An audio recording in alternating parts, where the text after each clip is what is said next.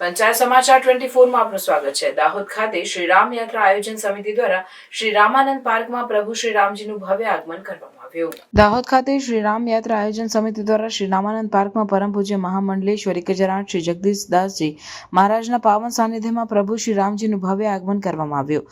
આ પ્રસંગે ધારાસભ્ય કનૈયાલાલ કિશોરી, નગરપાલિકા દાહોદના પૂર્વ ઉપપ્રમુખ હરિઓમ શર્મા, રામાનંદ પાર્ક સેવા સમિતિના સેવાધારી સભ્યો નરેશભાઈ ચાવડા, સનાતન વર્લ્ડ પરિવાર ગુજરાતના પ્રદેશ પ્રચારક રિંકેશભાઈ પ્રજાપતિ અને સનાતન વર્લ્ડ પરિવારના કાર્યકર્તાઓ ઉપસ્થિત રહ્યા હતા।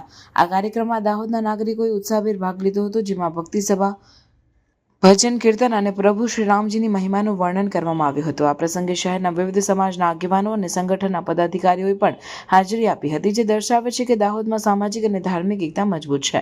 આ પ્રસંગે સુરતના 13 મહાનુભાવો, જેમણે રામ મંદિરના નિર્માણ માટે 25 લાખથી વધુનું દાન આપ્યું છે, તેમણે પ્રાણ પ્રતિષ્ઠા મહોત્સવમાં આમંત્રણ આપવામાં આવ્યું છે। આમાં ગોવિંદભાઈ ધોળકિયા, જયંતિભાઈ કબૂતરવાલા, સવજીભાઈ ધોળકિયા અને અન્ય ઉદ્યોગપતિઓનો સમાવેશ થાય છે। આમ ગુજરાતના લોકો રામ મંદિર નિર્માણમાં મહત્વપૂર્ણ યોગદાન આપી રહ્યા છે।